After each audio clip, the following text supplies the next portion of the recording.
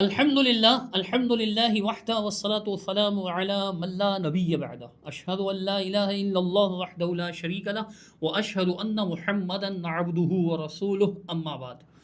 तारिक मसूद साहब का जहर के प्याले से मेहरबानी तक का सफ़र। प्यारे भाई, तारिक मसूद साहब का नया बयान सामने आया 30 जुलाई रात 9 बजे, और मेरे दोस्त हैं कलर कहार में अब्दुल गफूर साहब, उन्होंने मुझे भेजा। तवज्जो से सुना। लहजे की चाशनी और मिठास के क्या कहने।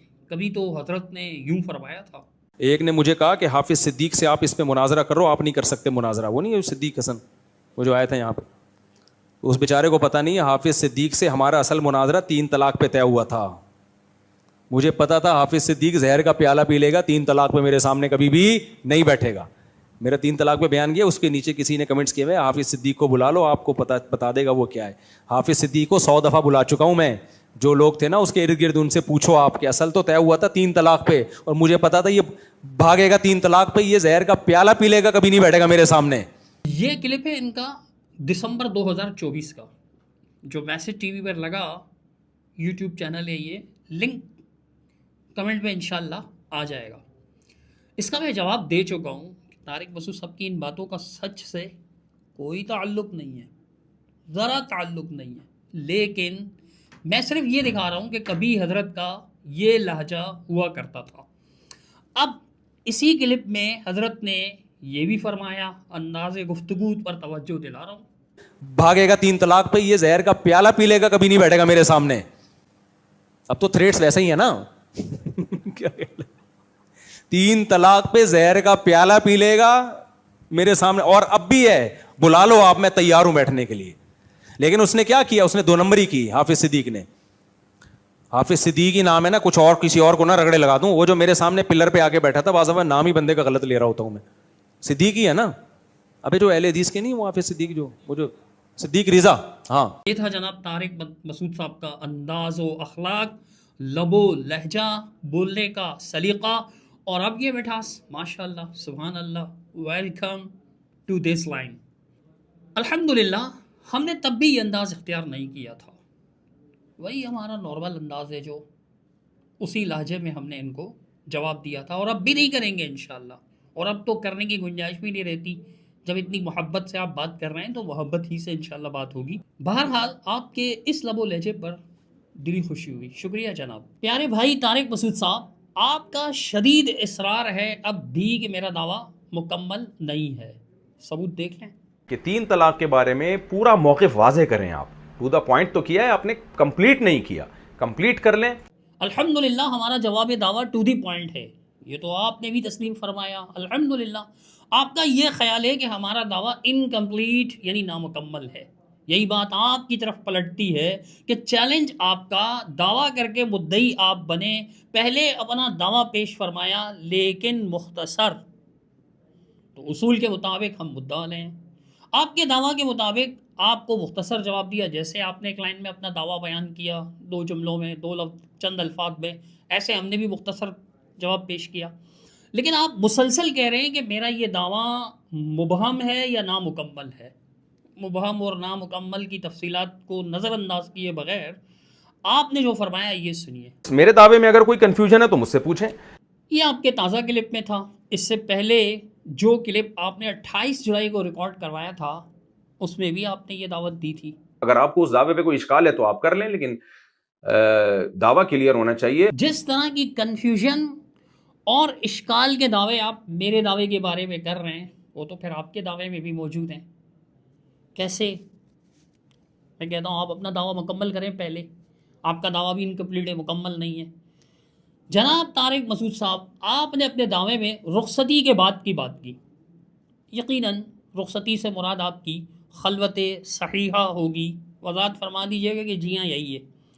दूसरे नंबर पर आपने अपने दावा में खलवत सहिया, आपके अल्फाज में रुखसती से पहले दी गई तलाक तलाक तलाक या तुझे 3 तलाक की वजाहत नहीं की। क्यों?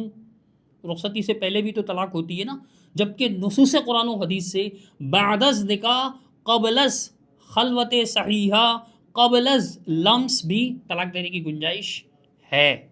जैसे सूरतुल बकरा आयत नंबर 236 में मालिक ने इरशाद फरमाया, ला जुनाह अलैकुम इन तल्लक़्तुमुन निसा मा लम तमस्सूहुन्ना, तुम पर कोई गुनाह नहीं है कि तुम अपनी बीवियों को छूने से पहले, टच करने से पहले, मतलब सोबत से पहले, इंटरकोर्स से पहले तलाक दे दो। इसी तरह यही बात सूरतुल अहज़ाब आयत 49 में भी अल्लाह ताला ने बयान की।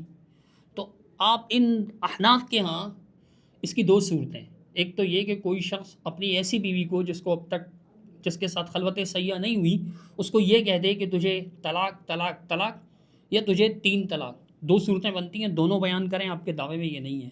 रुखसती से पहले का जिक्र क्यों नहीं कर रहे? मुझसे बार बार पूछ रहे हैं ना, आप बताइए आपने क्यों नहीं किया? तलाक का ही मामला है ना, बयान कीजिएगा। ये तीसरी बात, खलवत सैया भी हुई लेकिन शौहर अपनी बीवी से सोहबत यानी इंटरकोर्स, हम बिस्तरी से इनकारी है। वो कह रहा है कि ऐसा कुछ नहीं हुआ अभी तक। इस सूरत में मसला क्या होगा तलाक का, ये भी वाज़े कीजिए। आपके दावे में ये बात भी नहीं है। चौथी बात, क़ब्लज़ निकाह, निकाह ही नहीं हुआ, क़ब्लज़ निकाह, किसी मर्द का ये कहना कि अगर मेरी फलानी औरत से, बाय सपोज उसका नाम है ए, अगर ए खातून से मेरी शादी हो गई तो मेरी तरफ से उसे तलाक तलाक तलाक, ये मसला भी बयान करें ना। क़ब्लज़ निकाह फ़िक़्ह हनफ़ी का जुज़िया है।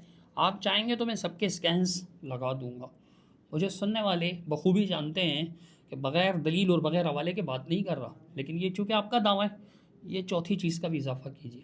पाँचवीं चीज़, जनाब के नज़दीक कोई फ़र्द इकट्ठी 3 तलाक दे दे, यानी ये अपनी बीवी से कहे कि तुझे 3 तलाक, या मदखुला बीवी से अगर ये कहे कि तुझे 3 तलाक, या ये कहे कि तुझे तलाक तलाक तलाक, तो ऐसी सूरत में रुजू की गुंजाइश नहीं रहती।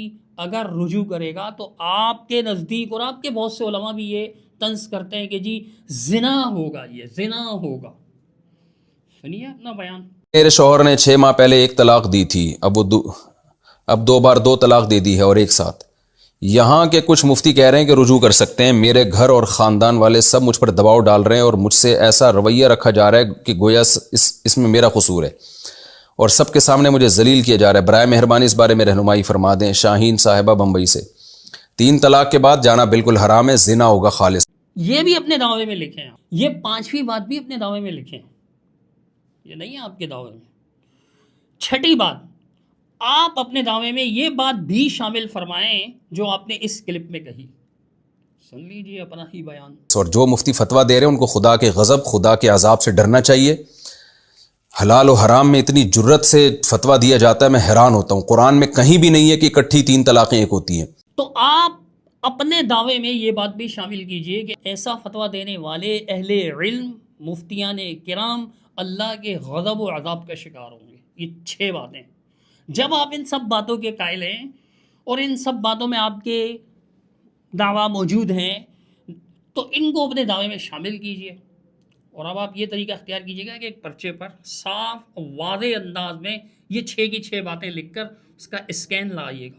स्कैन थोड़ी देर रोकिएगा, स्कैन इस कदर वाज़े हो कि हम प्रिंट निकाल सकें। आपके दावे में ये तफसीलात मौजूद नहीं हैं, इसके बावजूद भी आप मेरे दावे को नामुकम्मल कह रहे हैं।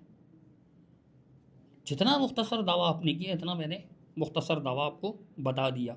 तो ये तमाम तफसीलात शामिल नहीं हैं आपके दावे में, इसलिए आपका दावा आपकी कन्फ्यूजन्स और इश्कालात के मुताबिक नामुकम्मल है, इनकम्प्लीट है। जब तक आप इनकी वजाहत नहीं फरमा देते, नफियन या इस्बातन, इसका आपको इख्तियार है, तब तक मुझसे मज़ीद तफसीलात तलब करने का हक़ ही नहीं रखते आप। चूँकि आप मुद्दई हैं और सालों पुराने चैलेंजर भी हैं, चैलेंज करते रहते हैं आप आए दिन, लाओ किसी को मेरे सामने बिठाओ, लाओ किसी को मेरे सामने बिठाओ। अगर आपका कोई मोतक़िद, अगर आपसे कोई मुतासिर, आपका कोई फॉलोवर, आपका कोई फ़ैन वाकई में ऐसी गलती कर बैठता और कहता कि जी चले हमारे तारिक मसूद साहब मुफ्ती हैं, वो कह रहे हैं कि जनाब लाओ किसी अलीदी सालिम को मेरे सामने बिठाओ। फ़र्ज़ कीजिए मुझे ही बोल देता अंडा मोड़ का कोई साथी हमारा कि चलिए जी मुफ्ती साहब कह रहे हैं चलें उनके सामने बैठें, तो सामने बैठने पर मुझे अंदाज़ा की क्या कैफियत होती।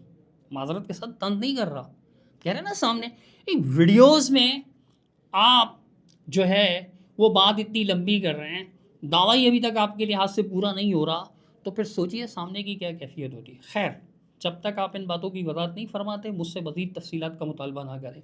आप ये लिख कर दें, हम देखेंगे। आपने वाकई ये 6 की 6 बातें बयान कर दी, फिर आप मुझसे जो तफसीलात चाहते हैं वो तलब कीजिएगा, मैं आपको दे दूँगा इंशाअल्लाह।